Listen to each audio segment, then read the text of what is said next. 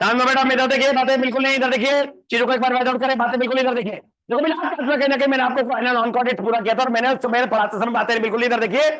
आखिरी फाइल में पढ़ाई थी, मैंने कहा हेमी कोऑर्डिनेटर, और मैंने कहा hemi coordinator is also called the connecting link between the coordinates and non coordinates. और उस समय पढ़ाते समय मैंने कहा था कि शुरुआत में इनको कोऑर्डिनेट में रखा जाता था, बट कोऑर्डिनेट में अंडर सब फाइलम रखते थे, क्योंकि इनके पास पाया जाता था सोमैटो कोड, और सोमैटो कोड को शुरुआत में नोटो कोड जैसा माना जाता था, लेकिन बाद में पता चला कि सेम टाइप के टिश्यू का बना हुआ नहीं है, तो हटाकर अलग से ग्रुप में डाला गया, और presently it's called the phylum under the non coordinata. मैं फर्दर आगे पहुंचा, मैंने कहा इनकी बॉडी के 3 पार्ट पाए जाते हैं, प्रोबोसिस, कॉलर एंड ट्रंक, और प्रोबोसिस के पास होते हैं प्रोबोसिस ग्लैंड। सब बच्चे मेरे तो देखिए सुनिए, उस समय पढ़ाते समय मैंने कहा एक्सक्रीशन में काम में आते हैं और ओपन सर्कुलेशन पाए जाते हैं, कुछ इंपॉर्टेंट पॉइंट डिस्कस किए, and they are also exclusively marine, sorry मतलब दे आर आल्सो मेरीन, ऐसा करके एक शब्द बताया, एग्जांपल इसमें दिए है ना। हमने कहा बेलेनोग्लॉसिस, सैकोग्लॉसिस, कुछ एग्जांपल पढ़ाने के बाद कोऑर्डिनेट और नॉन कोऑर्डिनेट के कैरेक्टर डिस्कस किए, और मैंने कहा 5 कैरेक्टर बहुत इंपॉर्टेंट है। कोऑर्डिनेट्स वो होते हैं जिनके पास नोटोकॉर्ड, और नॉन कोऑर्डिनेट्स के पास वो चीज नहीं होती। अब नोटोकॉर्ड हमारे केस में रीढ़ की हड्डी बन जाती है, और प्रेजेंस ऑफ नर्व कॉर्ड एक बहुत इंपॉर्टेंट है। मैंने कहा नर्व कॉर्ड बाद में जाकर सेंट्रल नर्वस सिस्टम बनता है,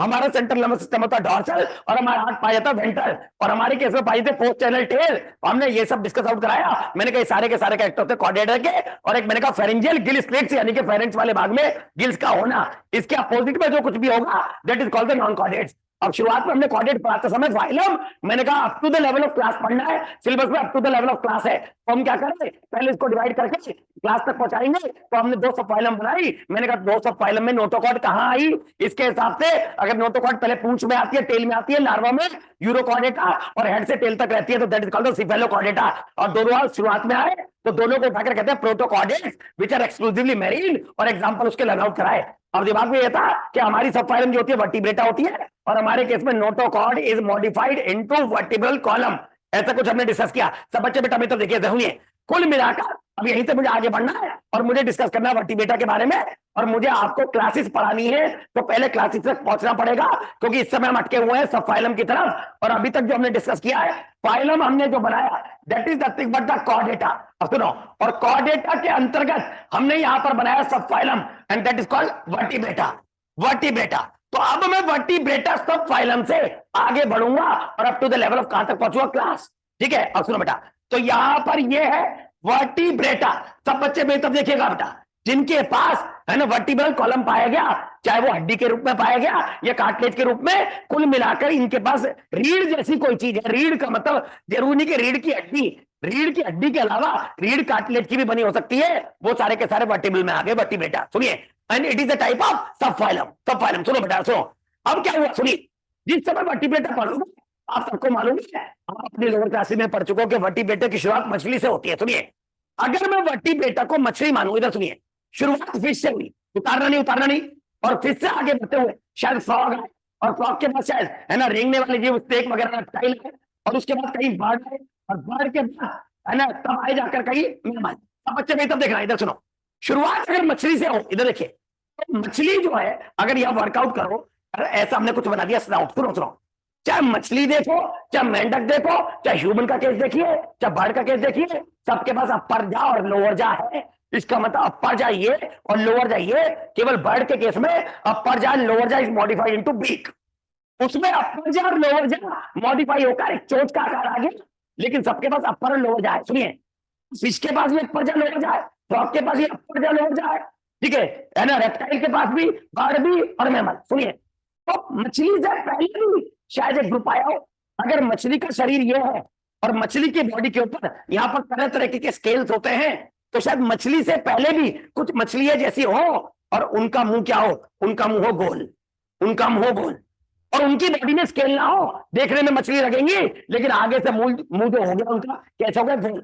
गोल मुंह वाला ग्रुप, गोल मुंह वाला ग्रुप, इसका मतलब इनके पास अपर जा और लोअर जा क्या है, एब्सेंट है। देखो कहीं भी कोई आ जाए, स्टोमा, एक बार था स्टोमा, प्रोटोस्टोम, ड्यूट्रोस्टोम, इसका मतलब होता है ओपनिंग माउथ, स्टोमा। सुनिए, और कई बार आ जाए नेथा, एक बार था नेथा, GNATHA, नेथा, अगर ये शब्द आ जाए इसका मतलब होता है जॉ, नेथा, नेथा, जॉस। और कहीं आ जाए स्टोमा, तो स्टोमा एक ओपनिंग होती है, और माउथ के लिए भी कई बार वर्ड स्टोमा यूज कर लेते हैं, तो stoma word is commonly used for mouth, और नेथा। अब देखो जरा, तो कुछ बताओ इन सबके पास क्या है, इधर सुनिए सब बच्चे, बात रही देखिए, इन सबके पास क्या बताइए, इनके पास इनके माउथ में क्या है, जॉ, या जाओ के अंदर पास पास क्या है, माउथ, अपर जा लोअर जा, तो माउथ के पास है ना जो है अपर जा लोअर जा पाया गया, लेकिन इसके पास माउथ के पास अपर जा लोअर जा नहीं है, इसके पास नेथा नहीं है, नेथा नहीं है, तो ये वाला ग्रुप बन जाएगा ए नेथा, ए नेथा, ए नेथोस्टोमा विदाउट जॉज इन माउथ, अपर जा भी नहीं है लोअर जा भी नहीं है, लेकिन जिसके पास जॉज है तो ग्रुप बन जाएगा नेथोस्टोमा। तो नेथो का मतलब क्या हो गया, जॉ, और स्टोमा का मतलब क्या हो गया, माउथ, यानी कि mouth include upper jaw and lower जा। तो अब देखो, तो वर्टिब्रेटा को हम दो पार्ट में डिवाइड कर सकते हैं, दो डिवीजन वैसी बना दी, ठीक है। Vertebrata is a, vertebrata is a सब फाइलम, बार बार कह रहा हूं ध्यान रखना चीजों को, और सब फाइलम को हमने दो पार्ट में डिवाइड कर दिया, दो डिवीजन बना दी इसकी, ठीक है भाई। अब देखो सब फाइलम में दो डिवीजन, एक ए नेथा, ए नेथा, ये ए नेथोस्टोमा, ऐसा पूरा वर्ड भी हो सकता है, नहीं तो एग्जामिनर केवल इतना सा दे सकता है ए नेथा, ए नेथा, यानी कि विदाउट जॉस इन माउथ, ना तो अपर जा ना लोअर जा, इसका मतलब ए का होता है विदाउट, विदाउट, ठीक है, jaws mouth does not contain upper jaw and lower जा, और जहां पर जॉस पाए जाए तो उसको नाम दिया नेथोस्टोमा, नेथो, ठीक है, this particular thing is called, इधर देखिए बेटा, ठीक है, उसको एक नाम से पुकारा, दैट इज कॉल्ड नेथो, नेथोस्टोमा, स्टोमा, सब बच्चे सुनना, तो नेथो का मतलब जॉ और स्टोमा का मतलब माउथ, तो mouth contain jaws, mouth has jaws और अपर जा और लोअर जा।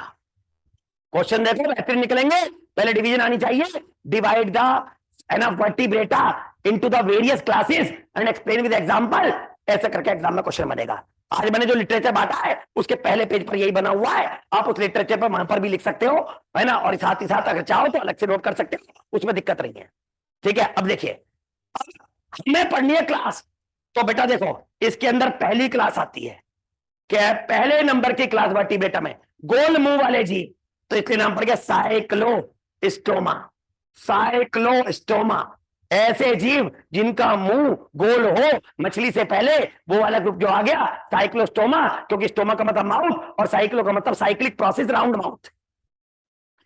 अब हमें चाहिए नेथोस्टोमा, 5 मेंबर इसमें, फिशिस से लेकर और आगे पहुंचे रेप्टाइल, बर्ड्स, हम सब। देखो बेटा मछली है, आगे जाकर इसको डिवाइड करना अप टू क्लास, सुनिए, और ये डिवीजन आई है अंडर सब फाइलम, तो हम क्या करेंगे सर, तो एक साथ लिख दे, नहीं, अब पहले हमें बनानी पड़ेगी। आप ये देखिए मछली जब पानी में तैरती है तो उसके पास पाए जाते हैं फिन्स, और जब इंसान चलता है तो उसके पास हाथ पैर होते हैं, और जिस समय चिड़िया उड़ती है तो उसके 2 हाथ, उसके पंख बन गए हैं और उसके 2 पैर हैं। रेप्टाइल्स में क्रोकोडाइल वगैरह आते हैं, 2 हाथ 2 पैर, कुछ एक्सेप्शन पाए जाते हैं, और फ्रॉग के पास भी 2 हाथ 2 पैर। इसका मतलब जिनके पास हाथ और पैर लोकोमोशन में, तो इस नेथोस्टोमा में 2 ग्रुप आ गए, एक तो आ गया टेट्रापोडा, टेट्रापोडा, सर ये क्या है, दोनों की दोनों, both are these are super class, बताओ ये क्या है, सुपर क्लास, क्लास नहीं सुपर क्लास, ध्यान दो बेटा, ध्यान दो, बातें नहीं, इधर देखिए, इधर नहीं नहीं बेटा, बातें नहीं, ग्रीन बेटा, इधर इधर देखो, इधर देखिए, बताओ ये क्या है, सुपर क्लास, क्या बन गया, टेट्रापोडा, ठीक है। और दूसरी सुपर क्लास पाइसिस, मछली क्लास नहीं है, Pisces is a super class, और ये सुपर क्लास में डिवीजन कैसे हुआ, on the base of their locomotion, how they move, Pisces move with the help of the, ठीक है ना, फिन्स। और मछलियों के अंदर अब 2 क्लास है, क्योंकि हमें क्लास पढ़नी है, तो इसके अंदर 2 क्लास आ गई, इसके अंदर एक क्लास बताऊंगा, क्लास एक अगले नंबर की, यहां पर क्लास नंबर 1, और यहां एक क्लास आ गई फिशेस की, ठीक है, दैट इज कॉल्ड ऑस्टिक्टिस, ऑस्टिक्टिस। अगले पेज पर जाऊंगा, इतना लिख लो पहले, वहीं से कंटिन्यू तुम कर लेना, इतना समझ में आ गया भाई, ठीक है। अब इसके अंदर क्लासेस, चलो यहां लिख देता हूं, ये सारे क्लासेस के नाम है, एक नाम Osteichthyes, Osteichthyes, bony fish, osteology study of bone, Osteichthyes, bony fish एक क्लास का नाम, और एक और क्लास का नाम कॉन्ड्रिक्टिस, कॉन्ड्रिक्टिस, इसका मतलब हो गया cartilaginous fish, Chondrichthyes cartilaginous fish. तो अब कितनी हो गई, bony fish, cartilaginous fish, Cyclostomata, 3 class तो यहां गई, और वहां बाकी की बची 4 क्लास, और उन चारों क्लासेस के नाम में पहले नंबर पर देखिए क्या लिखते हैं, एम्फीबियन, एम्फीबियन। फिर बताओ उसके बाद रेप्टाइल, और रेप्टाइल के बाद बर्ड्स को क्या कहते हैं, एव्स, और एंड में आकर क्या होगा, मैमल, सबसे एंड में mammal. Amphibian, reptile, Aves and mammal, ये चार क्लासेस हैं। तो हमें पढ़ना है study of the phylum Chordata up to the level of class.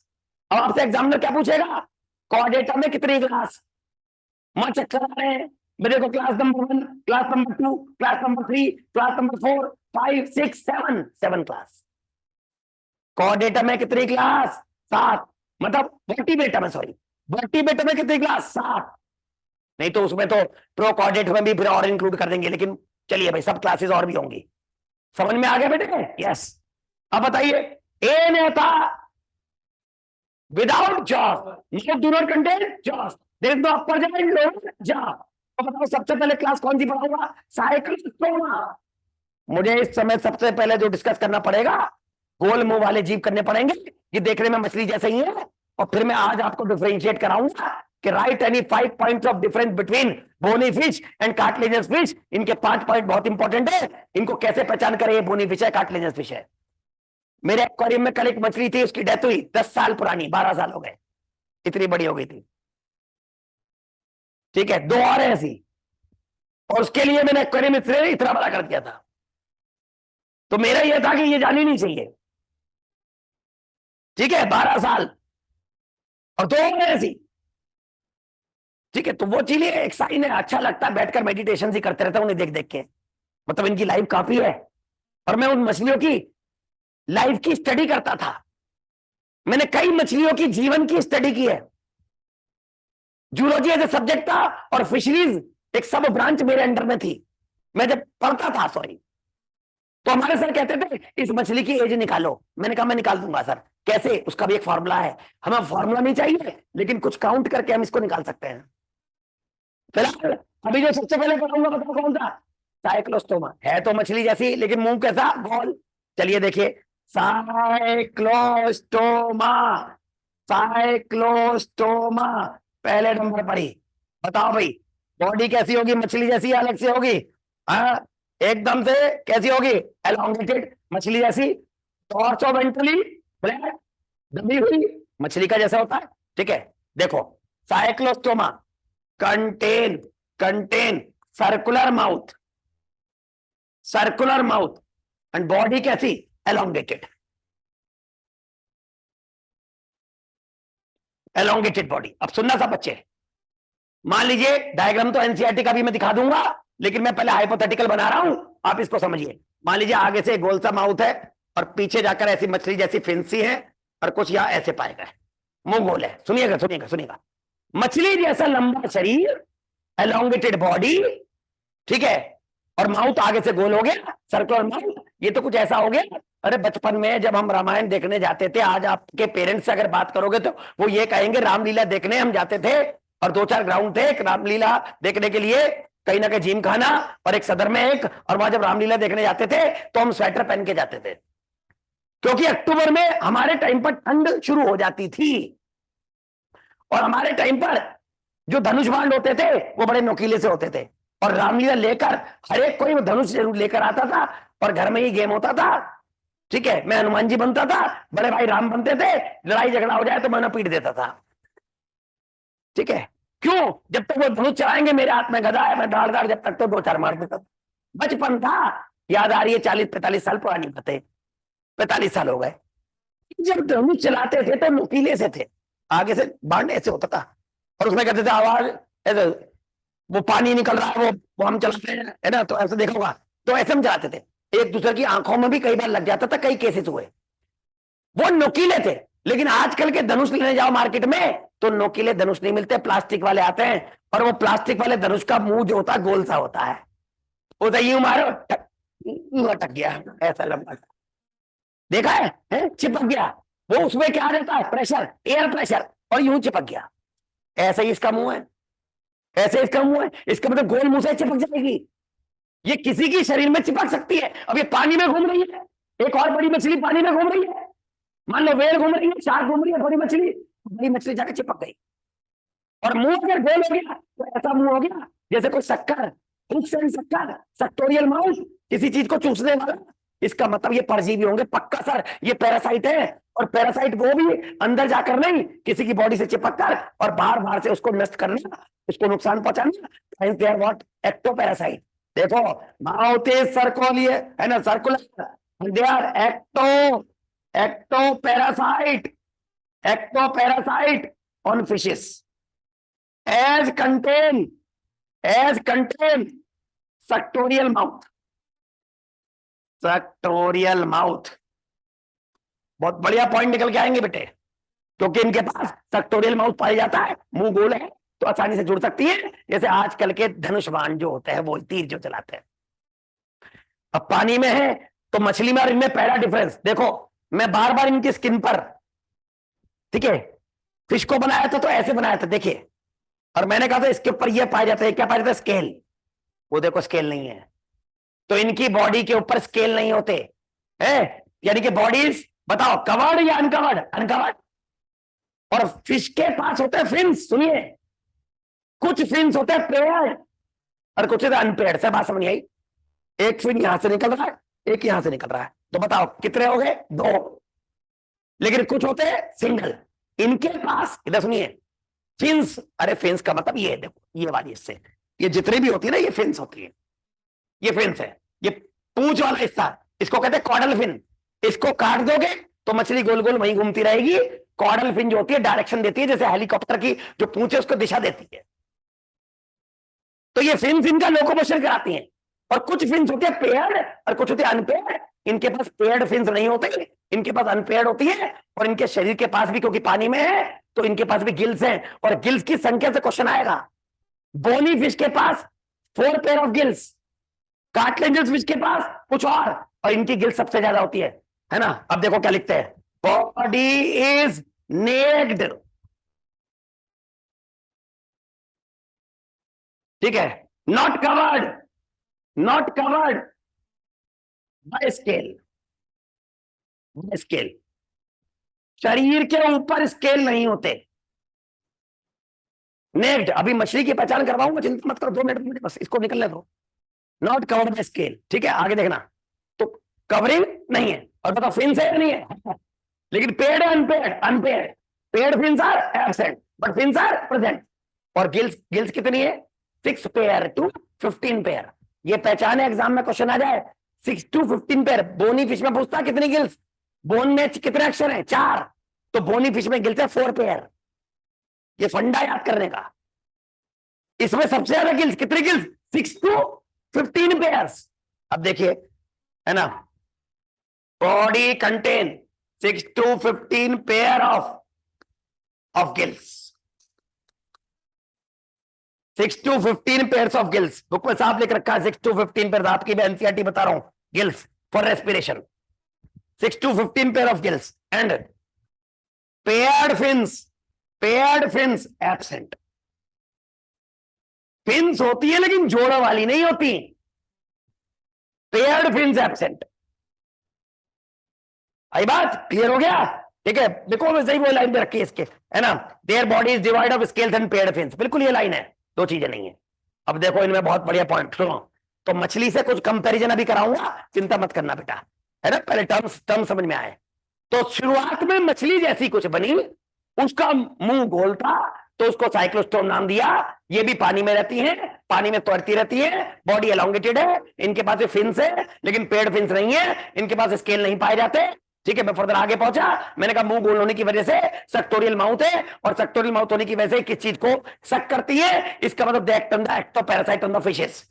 इनके पास भी गिल्स होती है, पानी में है फॉर द रेस्पिरेशन। और मैंने कहा गिल्स की संख्या कितनी? 6 to 15 पेयर्स ऑफ गिल। देखो अब इनका विशेष चीज, तो बच्चे ध्यान दीजिए बेटा, एक पेक्यूलियर कैरेक्टर होता है बेटा। मोबाइल बंद करो जल्दी से, इधर देखो, बातें नहीं बिल्कुल भी फ्लो में जब बढ़ते हैं तो बिल्कुल मुझे ये लगता है कि बस क्लास में खड़ा होकर दार दार पढ़ाऊं बच्चों को, तो मेरा बस फ्लो नहीं बिगड़ना चाहिए। ठीक है, सुनिए, एक कुछ मछली ऐसी होती है, कुछ एग्जांपल बताऊंगा। ये वाली मछली खारे पानी में है, मेरीन वाटर। अब सुनो, कुछ एक मछलियां, ये मछली नहीं कहते कि साइक्लोस्टोम, कुछ मछलियों के एग्जांपल, कुछ मछलियां रहती है खारे पानी में लेकिन अंडे देने जाती है मीठे पानी में। मतलब they are found in marine water and they move to the fresh water. अब मेरीन वाटर से कोई जीव फ्रेश वाटर में जाए तो मेरीन वाटर का फ्रेश वाटर में जिंदा रह ही नहीं सकता, क्योंकि उसका शरीर खारे पानी के लिए बना है, ना कि मीठे पानी के लिए। और कई बार कुछ मछली ऐसी भी होती है जो फ्रेश वाटर में पाई जाती हैं और अंडे देने के लिए मेरीन वाटर में भी जाती है। मैं एक जगह पर रहा हूं, नरसापुर, इधर देखिए बेटा, पीछे बातें नहीं, ये नरसापुर जाकर अगर नेट पर आप सर्च करोगे तो it is West Godavari district. मैं वहां पर गया हूं और वहां पर एक नदी है गोदावरी, और गोदावरी नदी से आगे जाकर समुद्र है, मतलब समुद्र और गोदावरी नदी मिल रही है। अब मान लीजिए जहां खारा पानी और मीठा पानी मिल रहा है वहां पर किसी यूनिक प्रकार के जंतु पाए जाएंगे, जीव पाए जाएंगे जो खारे में भी रह सके और जो मीठे में भी रह सके। इसलिए ऐसे एरिया में हमेशा चीजें बढ़िया होती हैं। नेपाल में जब मैं गया था काठमांडू के आसपास, तो वहां के लोगों से जब बात की तो उनकी एक भाषा नेपाली है, लेकिन किशोर कुमार के गाने चल रहे थे, और एक ने फिर जब मैं गया किसी बस में बैठकर मैं गया तो वहां पर कोरियन गाने लगा दिए। उन लोगों से कोरिया वाले में बात कर लो, चाइनीज में बात कर लो, उनको हिंदी में बात कर लो, और नेपाली तो उनकी भाषा ही है, क्योंकि एक बॉर्डर चाइना का, एक बॉर्डर कोरिया का, इधर इंडिया का, और वो जरा सा सही हूं। तेरा समझ में आ गया? तो ऐसा एरिया यूनिक है कि अलग चीज की आ गई। अब देखो जरा इस पॉइंट को समझना जो मैं यहां बताना चाह रहा हूं। तो इनके लिए एक विशेष चीज क्या होती है, देखिए, दे आर ओवीपेरस, अंडे देती हैं, ठीक है, एंड मूव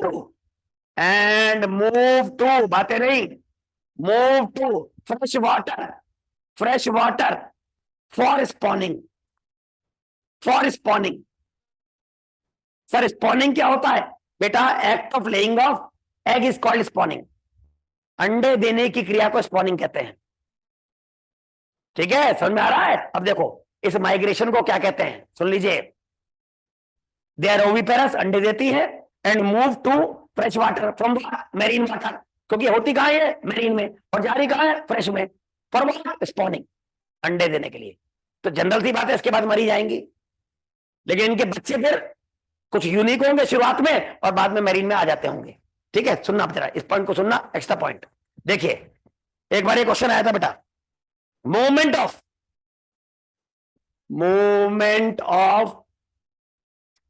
फ्रेश वाटर, अभी मछली नहीं पढ़ा रहा लेकिन इसको एक्स्ट्रा पॉइंट लिख लो। Movement of fresh water from, water fishes into marine water for spawning is called. बेटिया बातें नहीं होनी चाहिए क्लास में, केवल पढ़ने, ध्यान रखिए हमेशा, ठीक है। इज कॉल्ड, ठीक है, इधर देखिएगा पहला पॉइंट। टाइमर चल गया, कहां से काटा हूं इसे? ऐसे बेटा, ये चीजें आती नहीं जल्दी जल्दी में कर देता है कई बार, बस इसमें पढ़ाना ही आता, मुझे इसके अलावा कुछ नहीं। Movement of fresh water fishes into marine water for spawning is called, पहला। और इसका एग्जांपल ये मछलियों में आएगा, एक्स्ट्रा लिख लेना। और इसका उल्टा भी हो सकता है, movement from marine to fresh water is called. देखो मैं इसके एग्जांपल बताता हूं, नीट में क्वेश्चन आएंगे। अगर मेरीन से फ्रेश वाटर में आओ तो इस माइग्रेशन को कहते हैं एनाड्रोमस।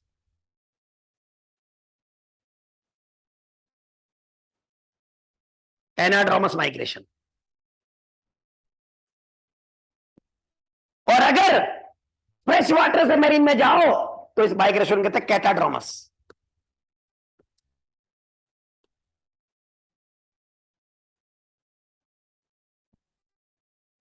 एक याद करने का तरीका मैं बता दूं, अंधेरी बहुत फेमस नाम है, कहां पर है? मुंबई। बताओ मुंबई में समुद्र है नदी है? समुद्र है। और मेरठ में क्या है? नदी है। मेरठ में क्या है? नदी। अगर सलमान खान मुंबई से मेरठ आए तो क्या कहोगे उसको? फ्रेश वाटर से मेरीन वाटर, फ्रेश वाटर से नहीं, मेरीन से फ्रेश, मेरीन से फ्रेश। एग्जाम्पल क्या है? सलमान, इसलिए इसका एग्जाम्पल सैल्मन।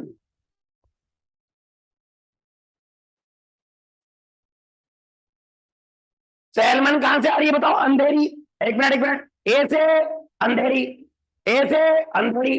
अब अंधेरी में क्या है? मेरीन। तो मेरीन से कहा गया फ्रेश। कौन आ रहा है? सलमान खान। तो क्या नाम दे दिया? सैल्मन।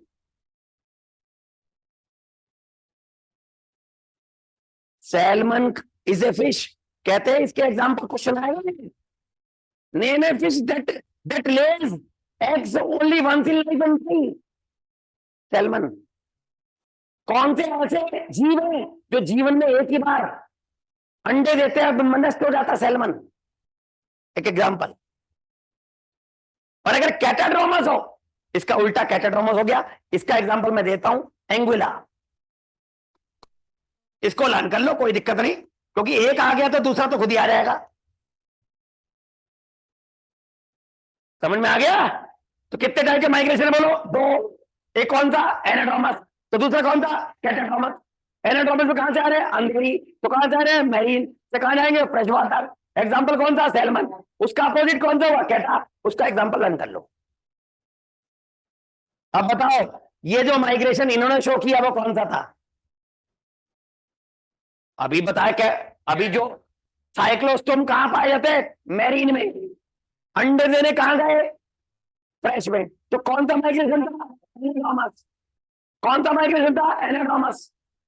ठीक है। और एक बार आगे स्पॉनिंग, वो भी लिख लो। ठीक है। Act of laying of eggs लिख लिया ये? ठीक है।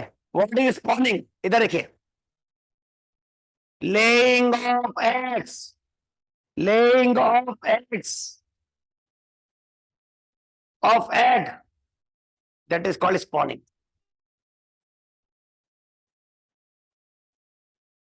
कई बार फ्रॉग के अंडे होते हैं, सुनिए, जब सिलेबस में आगे बताएंगे। तो फ्रॉग जब अंडे देता तो एक बार में 2000 अंडे, लगभग 2 से 2500। इधर सुनिए।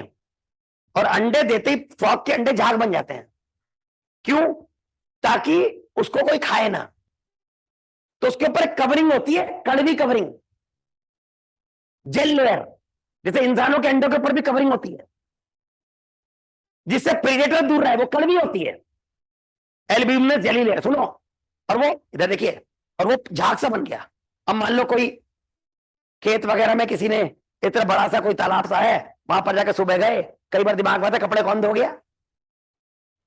इतना कुंड से में पानी कर रखा, कपड़े कौन धो गया? मुंह धो रहे हैं, अबे फ्रॉग के अंडे पड़े हैं वहां, झाग झाग बन गए हैं वो, है ना? फिर लग रहा है कड़वा सा कैसे आ गया है? तो आप समझ जाओ, है ना, कि झाग है, सुबह सुबह हर जगह कपड़े नहीं धोते। हो सकता है पॉसिबली कि फ्रॉग ने एग ले डाउन किया। ये बताऊंगा सारी चीजें, बहुत बढ़िया आएगा आगे पढ़ने में। इतना बताओ, laying of egg is called spawning, and laying of sperm, act of, act of laying of sperm, इसको कहते हैं मिल्टिंग।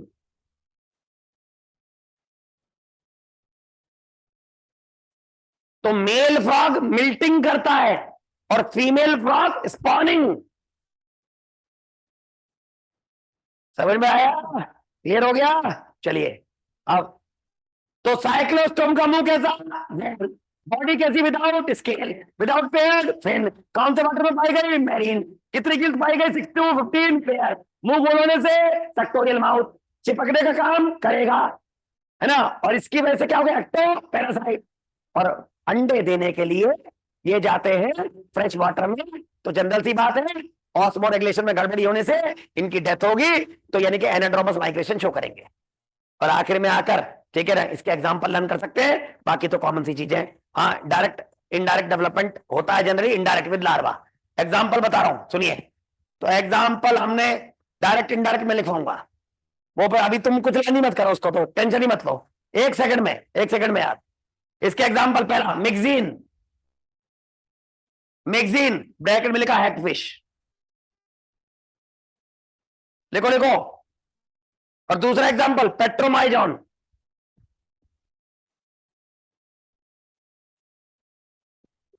सॉरी बेटा, लैम्प्रे।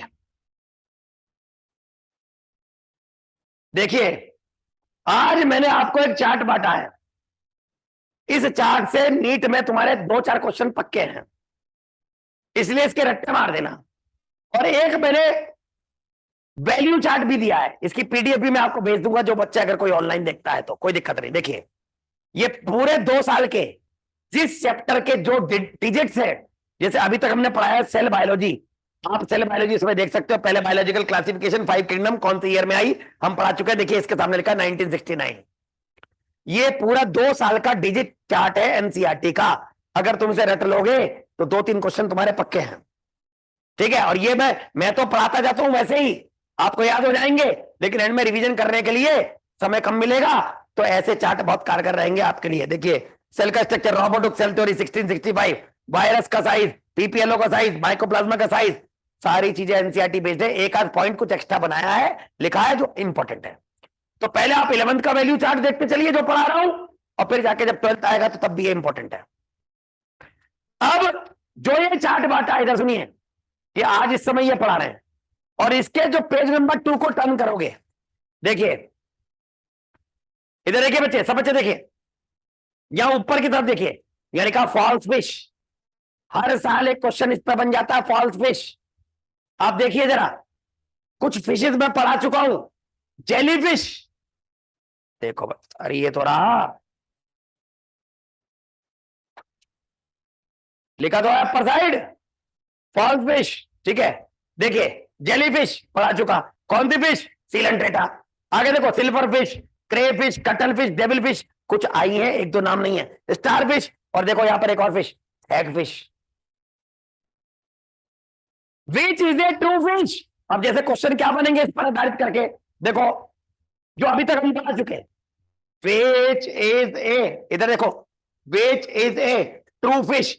बेटा ये मछली थोड़ी है, विच is A true fish, option A देखना, डेविल फिश पढ़ा चुके, बी कटल फिश, ये भी आ चुका, कहां पढ़ा चुका, मोलस्का, सी ऑप्शन कटला, कटला, और डी ऑप्शन हैग फिश। अब हमें 3 तो मालूम है कि तीनों की तीनों ट्रू नहीं है, तो कौन सी है, एक ही ट्रू है, कौन सी आंसर, कटला। ये चार्ट पर एक ही जगह दे दी है, इसको लर्न आउट कर लेना। तो ये तो आगे जाकर धीरे धीरे हो जाएगा, अभी 2 साल तुम्हारे पास हैं, अगर अभी से पढ़ते चलो और मल्टीपल टाइम रिवाइज करो, बीच बीच में चीजें सब स्टेगनेंट हो जाएंगी, दिमाग पर बढ़ जाएगा।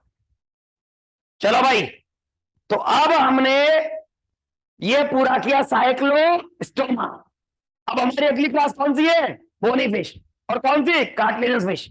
इसको कंपेयर करने से पहले मैं मछलियों के जनरल कैरेक्टर बताऊंगा, और फिर दोनों को कंपेयर करके जो यूनिक कैरेक्टर है वो लेकर आऊंगा। चलिए भाई लिखो जरा, चलिए हेडिंग डालिए, Pisces, let's move towards Pisces. बातें नहीं बेटे, केवल फॉलो कीजिए, ठीक है। ध्यान देखिए, बताओ मछली की बॉडी कैसी होती है, लंबी सी और स्ट्रीमलाइंड, स्ट्रीम में तैरने वाली। अब देखो स्ट्रीमलाइंड बॉडी, केवल फॉलो कीजिए, कोई बड़ी बात नहीं है, लंबी सी होती है ना, स्ट्रीमलाइंड बॉडी। अब देखो क्वेश्चन बढ़ेंगे बेटा, सुनिए, एक्स्ट्रा पॉइंट, फ्रेश वाटर में भी हो सकते हैं, मेरीन भी, एक्वाटिक, ऑल आर एक्वाटिक, मछली जमीन पे तो चलती नहीं है, ठीक है। तो जनरल सी बात है, कौन सी है, एक्वाटिक। और ट्रू सीलोमेट, बाइलेटरल, ठीक है, ट्रू सीलोम, ये तो कहानी सी है, और सारे के सारे कौन थे, ट्रिप्लोब्लास्टिक, ठीक है, ये तो कोई दिक्कत ही नहीं। अब टू द पॉइंट आओ, बातें नहीं बेटे, बातें नहीं। देखिए पहला ही पॉइंट जो डिफरेंशिएट करेगा, मछली की पहचान 2 सेकंड में कर लोगे कि कार्टिलेजिनस है या बोनी। पहला पॉइंट देखो बेटा, सुनिए, किताबें कहती है जो जनरल से पॉइंट, हार्ट वगैरह के बारे में बाद में लिखवाऊंगा, पोइकिलोथर्मिक, पोइकिलोथर्मिक, POIKILO। सर ये क्या टर्म है, सुन लो, एक होता है होमियोथर्मिक, एक होता है पोइकिलोथर्मिक। एक मिनट बच्चों, मैंने आपको पहले भी बताया था, और ये कहानी पहले भी सुना चुका, 2 साल पहले मेरा कहीं जर्मन शेफर्ड डॉग, मैंने बताया था कि उसकी डेथ हुई थी, तो मैं अक्सर सर्दियों में उसको घुमाने ले जाता था। शाम का टाइम मेरा था और सुबह पापा ले जाते थे, उनकी मॉर्निंग वॉक हो जाती थी, उसके साथ मेरी शाम की वॉक हो जाती थी। तो पापा सर्दियों में कहते थे बेटा ढंग से जाना, नाले के किनारे किनारे आप जाते हो सकता है कोई अंधेरे में आपका पैर पड़ जाए, कोई सांप वगैरह हो। तो मैं उनको एक ही चीज कहता था कि पापा ऐसा नहीं होगा, सर्दियों के समय पर सांप बाहर नहीं निकल सकते, कारण क्या, बिलों में छुपे होंगे। अगर सर्दियों में वो बाहर निकल गए तो खून जमने से उनकी डेथ हो जाएगी, क्योंकि सांप है कोल्ड ब्लडेड। कोल्ड ब्लडेड क्या होते हैं, जिनके शरीर का तापमान बाहर के तापमान के हिसाब से चेंज हो जाए। सारे के सारे एनिमल, मान लीजिए बाहर ठंडा तो वो भी ठंडे, और बाहर गर्मी तो वो भी गर्म। इसलिए जब ज्यादा गर्मी ठंड पड़ती है तो वो बिलों में छुप जाते हैं, और सुबह के समय पर अपना मुंह लगा ऐसे रखकर, और वो सूर्य उपासना करते हैं, जैसे ऐसे मुंह आगे रखते हैं फन, ताकि सूरज की रोशनी ले, क्योंकि उनके शरीर का तापमान डाउन जा रहा है, और वो रोशनी लेकर सूरज की अपने बॉडी का टेम्परेचर बढ़ाए, नहीं तो उनके शरीर का खून जम जाएगा। सारे के सारे जितने जीव हैं सारे कोल्ड ब्लडेड होते हैं, एक मैमल्स को छोड़कर। और मैमल्स को इतना सक्सेसफुल होने का कारण क्या है, why mammals are so succeeded, because we have the power of the regulation of the temperature. इसलिए मैमल्स ज्यादा सक्सेसफुल हैं, हम अपने टेम्परेचर को मेंटेन कर सकते हैं। अब जो भी कोल्ड ब्लडेड होते हैं तो उसको क्या कहते हैं, पोइक्लोथर्मिक। इसका मतलब कोल्ड ब्लडेड एनिमल, सारी मछलियां, सारे मेढक, रेप्टाइल, बर्ड, ठीक है, बर्ड वार्म में आ जाता है, बर्ड वार्म में आ जाता है, और हम भी वार्म में आ जाते हैं। तो रेप्टाइल, एम्फीबियंस, और कौन सा, फिशेस, ठीक है, cold blooded. Their body temperature changes with surrounding.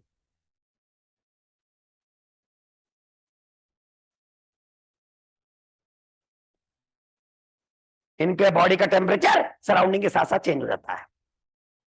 Circulation close, circulation की चिंता मत करो, हार्ट की तरह चैम्बर चिंता मत करो। ये जो चार्ट मैंने बनाया है इसमें सारी कंपैरेटिव स्टडी है, शुरुआत के 15 पॉइंट रट लोगे, 2-4 क्वेश्चन पक्के आने, ठीक है, साल भर यही करना है। अब देखो भाई सुनो, तो इनकी बॉडी पर स्केल्स पाए जाते हैं नहीं, यस, है ना, बॉडी कंटेन स्केल्स, ठीक है। आगे देखो, विच आर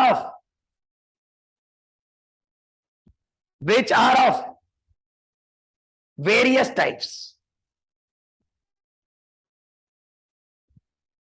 मछली के शरीर पर स्केल होते हैं, इनकी बॉडी नेक्ड नहीं होती। बेटा एक्टिव रहिए, बहुत जरूरी है, पढ़ना बहुत जरूरी है, साक्षर होना है सबको, आगे बढ़ना है, बड़े बड़े डॉक्टर बनना है, बट बॉडी लैंग्वेज सही होनी चाहिए, बिल्कुल एकदम सीधा होकर बैठना है। हाँ, हो सकता है आखिरी लेक्चर 3 घंटे से पढ़ रहे हो, दिक्कतें आती है, कोई समस्या नहीं है, एनर्जी पूरी लगाऊंगा, ठीक है। अब सुनो, यही इंपॉर्टेंट है, body contain scales which are of various type. सुनो अब जरा, यह क्वेश्चन सुनना, देखो ये फिश है, ऐसा बना दिया, सुनो सुनो, ये उसके फिन्स, सुनिएगा, और इसके ऊपर यह स्केल। बेटा रंग देखिए, इस स्केल के ऊपर से आज घर पर जाना, देखना एक्वेरियम अगर हो, जितनी भी मछलियां होंगी इनके स्केल्स हैं, उसके इस स्केल में से एक छोटी सी लाइन जाएगी, जाके चेक कर लेना, लिखित गारंटी मेरी, छोटे छोटे धब्बे से पड़े हुए ऐसे, बिल्कुल स्केल के सेंटर से जाती है। इस लाइन को कहते हैं लेटरल लाइन। लेटरल लाइन सुनना, किताबें कहती है it is a sense organ. कई बार मछली समुद्र में है और समुद्र की लहरें आ रही है, मछली को कैसे पता कि मुझे अब इस समय है ना मूवमेंट करना है, तो इसका मतलब वाटर करंट तेज आएगा या हल्का आएगा, दूर से ही सेंस करके और बॉडी को उसके अकॉर्डिंगली चेंज करना, ये इसकी लेटरल लाइन है। और किताबें कहती है इस लेटरल लाइन से इसकी उम्र का पता चलता है। जैसे जैसे मछली का साइज बढ़ता है तो उसके अंदर स्केल्स भी बढ़ते हैं, और जैसे स्केल्स बढ़ते हैं तो ऑटोमेटिक लेटरल लाइन के धब्बे डॉट डॉट भी बढ़ जाते हैं। साइंटिस्ट ने इसका एक फॉर्मूला निकाल रखा है जो हमें जरूरत नहीं है, लेकिन उस फॉर्मूले से अगर लेटरल लाइन के अंदर आप धब्बे काउंट करो कि मान लीजिए एक साल में 2 या 3 धब्बे बढ़ते हैं, तो इससे एक पर्टिकुलर एक मछली की एज का पता चल सकता है। समझ में आ रही है, ठीक है, यानी कि अब बताओ, तो fishes contain which line, lateral line, fishes contain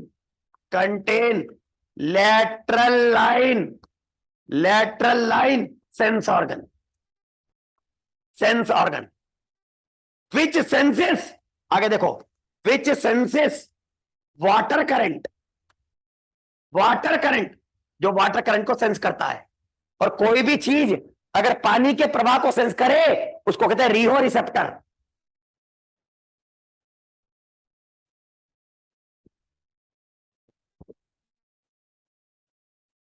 Rio receptor, जैसे देखो सुनो, रिसेप्टर का मतलब क्या होता है? Sense organ. मेरी आंखें कौन से रिसेप्टर है? Photo receptor. अब मैं आपको टच कर रहा हूं, आपको फीलिंग एहसास हो रहा है, touch. Thigmo receptor, thigmo touch. कोई केमिकल बॉडी पे डाल दिया, केमिकल लगा शरीर में, तो कहते हैं कीमो रिसेप्टर। हमारी जीभ को केमिकल्स का पता चल जाता है टेस्ट में, कीमो रिसेप्टर। नाक के अंदर खुशबू आती है, केमिकल सेंस करता है, वो भी कीमो ऑल्फैक्टरी। टेम्परेचर का पता चलना, कोई गर्म चीज हाथ में लगा दी, थर्मो रिसेप्टर। ऐसे बहुत सारे सेंसेस बॉडी में होते हैं। और यहां अगर कोई वाटर करंट को सेंस करे, दूर से ही पता कर ले कि वाटर का प्रवाह तेज है या हल्का है, तो उस प्रकार के रिसेप्टर को एक नाम से पुकारते हैं, रियो receptor. Which of the following is the Rio receptor in case of the fishes? Answer latrine sense organ, and it is also used to determine the age of fishes. लिखिए, and also used to determine age of fishes. Lateral line sense organ is also used to determine the age of fishes. पल्ले पड़ा नहीं पड़ा, 2 point आ गए। और body पर क्या पाया गया? स्केल। चीजों को समझना है बेटे, कोई चीज टफ नहीं है, पढ़ते रहो। मैं बहुत अच्छा पढ़ाऊंगा, अभी तो फिजियोलॉजी आने वाली है, मजा आएगा पढ़ने में। ठीक है, चैम बनाना सब्जेक्ट में। अगर CO2 बढ़ाती समझ में आ जाएगा, H+ बढ़ रहा है, टेम्परेचर बढ़ रहा है, बताओ क्या बढ़ रहा है? अगर बॉडी में CO2 बढ़ गया तो क्या बढ़ेगा?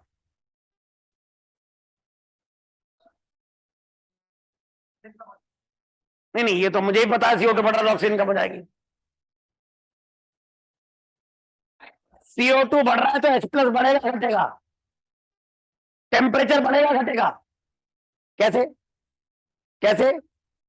सुनो, 2 मिनट, ये चीजें सुननी पड़ेंगी। यही क्वेश्चन तो पढ़ी होगी, C6H12O6 plus O2 gives rise to CO2 plus H2O plus energy. CO2 बढ़ा तो क्या बढ़ा होगा? H2O। तो क्या बढ़ा होगा? एनर्जी। तो CO2 और पानी टकरा के बनता है एसिड, कार्बोनिक एसिड। CO2 को टकरा दो पानी से, एसिड। एसिड का मतलब प्रोटॉन। अगर CO2 बढ़ा तो H+ एसिड। अरे भाई साहब, अगर घर में किसी को खट्टी डकार आ रही है तो CO2 बढ़ा होगा। खट्टी डकार का मतलब एसिड। अक्सर ग्रैंड पेरेंट्स को ये हो जाता है, एक बहन है राखी बांधने आ रही है, बहन का नाम CO2 है, दूसरी बहन एसिड। दोनों बहनें मिलकर भाइयों को बड़ा कई बार एसिड फेंकती हैं, घरों में लड़ाई हो जाती है। और भाई कौन है? टेम्परेचर। अरे जब ये बढ़ा और ये बढ़ा तो साथ में क्या बढ़ी? Energy. Heat is form of energy, तो क्या बढ़ गया? एग्जाम में आता क्वेश्चन, CO2 बढ़ा तो क्या हुआ? ग्राफ आते हैं बहुत सारे। CO2 बढ़ा तो क्या बढ़ा? एसिड।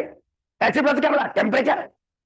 बहन आ रही है CO2 राखी बांधने, एसिड भी बढ़ रही है। घरों में देखना अक्सर, अगर किसी को एसिडिटी बढ़ी हो, CO2 खट्टी डकारे आ ऐसे करके ग्रैंड पेरेंट बहुत जोर जोर से चीखते हैं, कई बार तो पूरी गैस मुंह से ही निकालते हैं जैसे, कई बार ऐसा लगता है। और थोड़ी देर अगर ऐसा ना करे एसिडिटी, तो लगेगा क्या हो गया उनका? बुखार आ गया। ये पूरा केस चलता, तीनों मिला लेना। चलिए, चैप्टर से अलग नहीं होना चाहते, इससे कुछ फंडे बताता रहूंगा। ठीक है, इससे पहले देखो, आज ह्यूमन एवोल्यूशन का एक फंडा बताया था 12th में।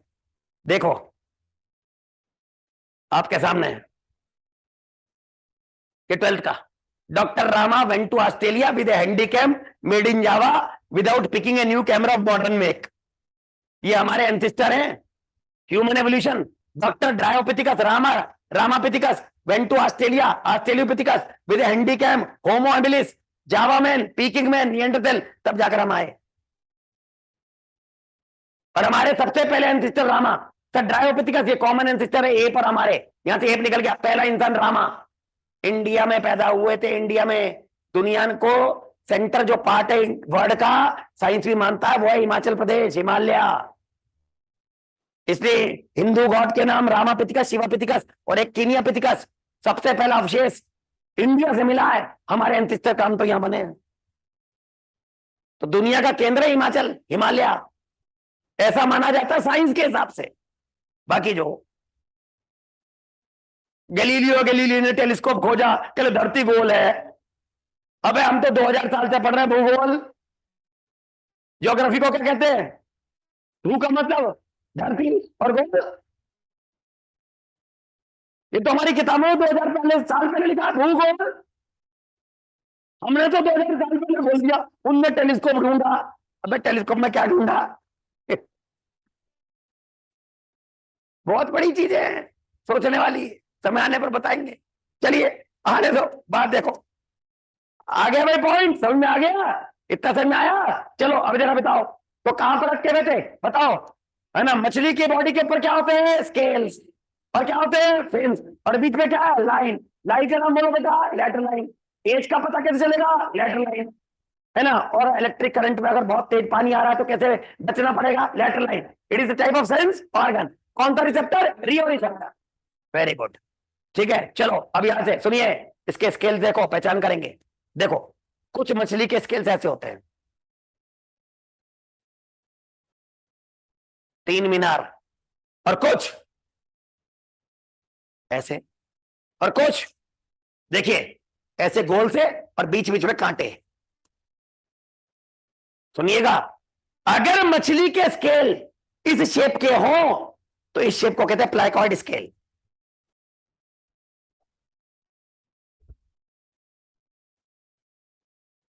क्या नाम है? प्लाइकॉइड स्केल। ठीक है, ध्यान दीजिएगा बेटा, प्लाइकॉइड स्केल, ये लिखा है तुम्हारी बुक में। मछली के स्केल गोल हो तो उसको कहते हैं साइक्लॉइड स्केल। सुनना, मैं इनको डिफरेंशिएट कराऊंगा तुम्हें।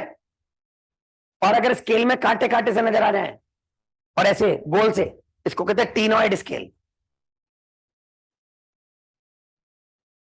और कुछ और भी स्केल होते हैं, लेकिन वो मछलियां एक्सटिंक्ट हो चुकी हैं, रेम्बॉइड और अलग टाइप के। लिविंग फिशेस में जनरली 3 ही टाइप के स्केल होते हैं। कौन कौन से बोलो? प्लेकॉइड, और कौन सा? साइक्लॉइड, और कौन सा? टीनॉइड। जैसे देखो, मैंने स्केल यहां बनाए थे, ये फिश थी, तो शायद इसका स्केल ऐसा हो, 3 मीनार, ऐसे स्केल, क्या कहोगे? प्लेकॉइड। और जिसके गोल गोल हो, साइक्लॉइड। और उसमें कांटे से कुछ दिखे, टीनॉइड। ये पहचान करवाएंगे स्केल, कौन सी कार्टिलेजिनस फीचर, कौन सी बोनी, वो बाद में। पहले बेस बनाओ। Body of fishes is streamlined. All the fishes are aquatic. The body is covered by the scale.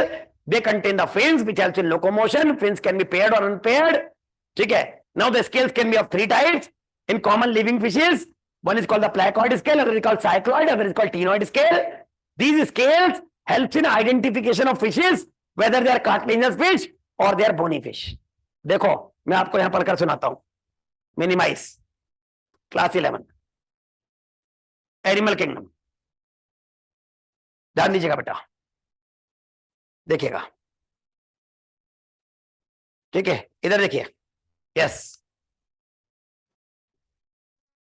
ये इसका माउथ गोल था, हमने तो ऐसा बना दिया था। देखिए डायग्राम ये आएगा, ये गिल्स है डॉट डॉट से। ये फिशेस, अब देखो फिशेस की 2 सेकंड में पहचान कर दूंगा कौन सी कार्टिलेजिनस कौन सी बोनी। ढंग से देखो, डायग्राम देखकर ही इधर देखिएगा। देखो पहले तो स्केल, कौन सी फिश? कार्टिलेज, है ना। अब बोनी फिश दिखा रहा हूं, 1 मिनट। ये बोनी फिश है। आप कैसे पहचान करोगे बोनी कार्टिलेज? इनकी पूंछ देखो। बोनी फिश की पूंछ में दोनों भाग बराबर हैं, अगर है, या पूंछ गोल है। और कार्टिलेजिनस फिश की पूंछ में एक भाग बड़ा और एक छोटा। जैसी पूंछ वैसा मुंह। इनके मुंह में माउथ यहां है, यहां इस जगह, ये यहां जब मेरा मार्कर जा रहा है इधर, क्या आगे तो ये स्नाउट, माउथ ये नीचे, आगे तो स्नाउट है, स्नाउट निकला हुआ भाग, ये है माउथ, ये इस जगह पर।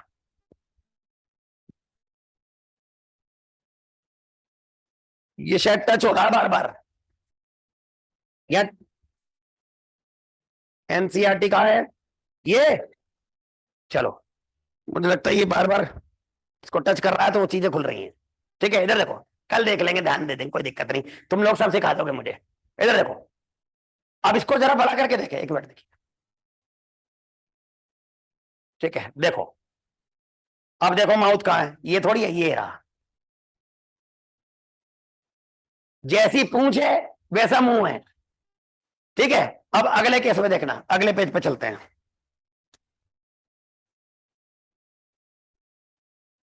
ठीक है, ध्यान दीजिएगा, इसका माउथ देखना किनारे पे, इसकी यूं चोंच सी निकली हुई नहीं है, तो माउथ बिल्कुल ये, दोनों लोग बराबर, और यहां ऐसा। तो जिसकी पूंछ में छोटा है वो कार्टिलेजिनस, और जिसके में बराबर के लोग, ये गोल सी पूंछ, वो बोनी फिश। ये पहचान बेटे ऐसी हो जाती है। और जिसके स्केल प्लेकॉइड वो कार्टिलेजिनस फिश, और जिसके स्केल गोल वो कौन थे? Bony fish, cycloid. चलो अब बैक आए जरा, देखिए, प्लेकॉइड, साइक्लॉइड और कितना? टीनॉइड। तो अब इसको डिफरेंशिएट करेंगे बेटा, ध्यान दीजिएगा सब बच्चे। चलो, अब फिशेस कंटेन, लिखो लिखो, fishes contain paired and unpaired fins. Movement by, वो चार्ट अलग से बनवाऊंगा, अभी फिलहाल कॉमन चीजें बात चल रही है। मूवमेंट बाय बाय पेयर्ड और अनपेयर्ड फिन्स। कुछ फिन्स होती है पेयर्ड और कुछ होती है अनपेयर्ड। आगे देखो, कॉर्डल फिन मतलब tail are of various type.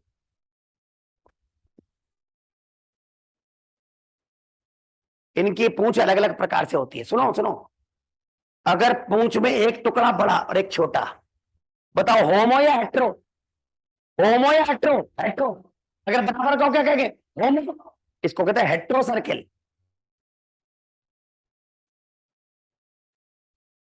Chordal fin.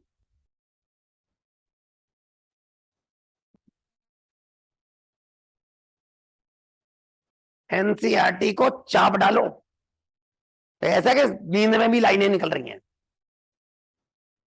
फालतू फालतू करने से काम नहीं चलेगा। पूंछ देख के बता दिया मैंने, वो तुम्हें पता क्या, डायग्राम कभी बनानी? मैं अगर एग्जामिनर हूं तो उनकी पूंछ काट के पेपर में दूं। पूरा डायग्राम नहीं देने का, मुंह नहीं दिखाने का, ना बॉडी दिखाने का, पूंछ काट के दिखा दूंगा, बताइए क्या है। अब वहां बच्चे घबरा जाएंगे, कौन कौन सी पूछे, तो चीजें तो पकड़नी पड़ेंगी चीजें, या मुंह दिखा दो, स्नाउट से कैसे पकड़ेंगे? ठीक है, देखिए, कौन सी टेल है? हेट्रो। और अगर टेल में दोनों लोग बराबर, तो ऐसी फिशेस को कहते हैं होमो सर्किल।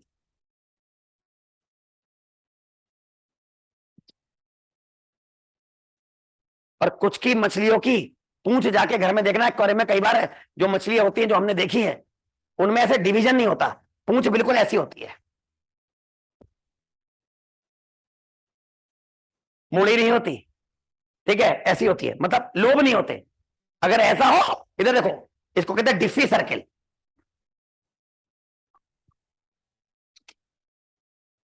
इनमें से एक होती है कार्टिलेज के पास, बाकी सारी बोनी।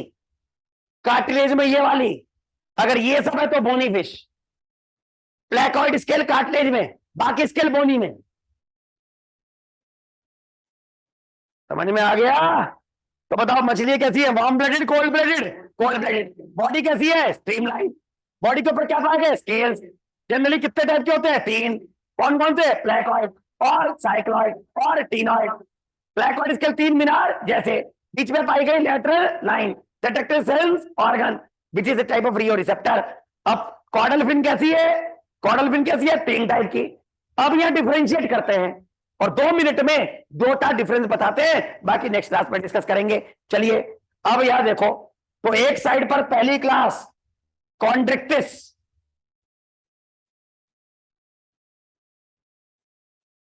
Right short notes on cartilaginous fish, ये सारे point. Osteichthyes, T H, T H Y S.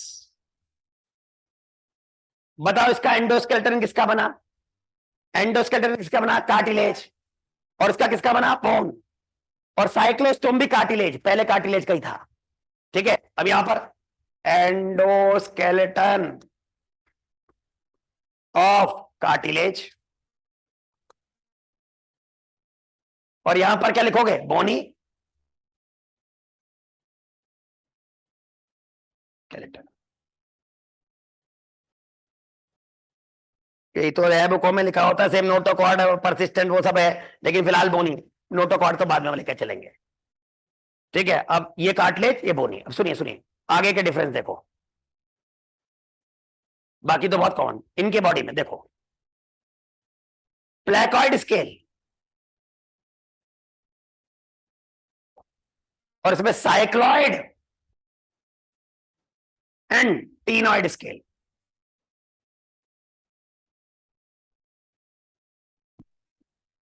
कोई सारे पॉइंट आएंगे, लेकिन मेन पॉइंट अभी बताऊंगा, अभी कल भी है।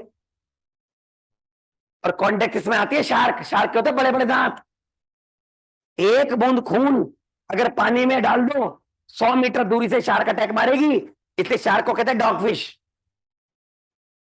उसकी सूंघने की शक्ति बहुत तीव्र है, एक स्कोलियोडॉन शार्क, क्योंकि उसके अंदर कहीं ब्रेन में सेंसिस ज्यादा डेवलप है सूंघने वाले। इधर देखिएगा, इधर देखिए। और शार्क भोजन को निगल जाती है, उसके बड़े बड़े दांत हैं। कई बार एग्जाम में क्वेश्चन आता है, teeth of shark are modified, answer scale. हमारे जो ये नेल्स है, ये किसके आते हैं? स्किन।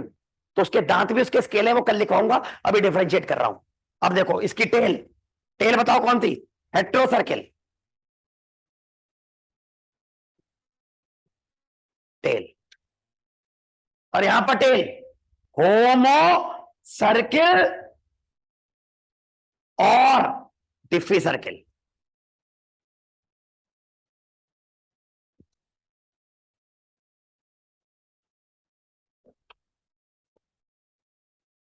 कई इंपॉर्टेंट पॉइंट्स है बेटे। अब इसका माउथ देखो कैसा होगा। इसका माउथ ये है, बताओ माउथ कहां है? एक मिनट, ये वाला हिस्सा डॉर्सल, आगे वेंट्रल। अब मैं यूं हूं, मैं मछली हूं, नहीं सोचो, माउथ कहां है मेरा? वेंट्रल। माउथ कहां मेरा? वेंट्रल। और इसका माउथ कहां है? टर्मिनल। ना डॉर्सल ना वेंट्रल जोड़ पे, तो उसके माउथ को क्या कहोगे? टर्मिनल। और इसका क्या कहोगे? वेंट्रल। देखो जरा, जैसे ही पूछ वैसा मुंह, वेंट्रल माउथ।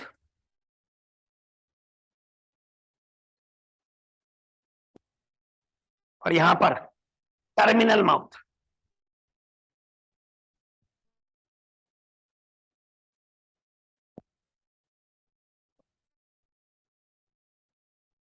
अब गिल्स भी बता देता हूं, समय कम है लेकिन हो जाएगा। बताइए, कार्टिलेजिनस फिश और बोनी फिश, बोन में कितने अक्षर? बोन में कितने अक्षर? 4। 4 पेयर ऑफ गिल्स।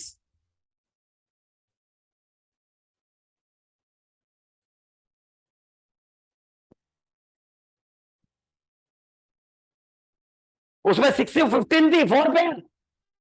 और इसमें एनसीईआरटी ने दे तो नहीं रखा, लेकिन मैंने जो दूसरी किताबें पढ़ी है उसने कहा 5 more than 4 pair, more than 4 5 6 ऐसे कुछ पेयर। ठीक है, या 4 पेयर या मोर देन 4।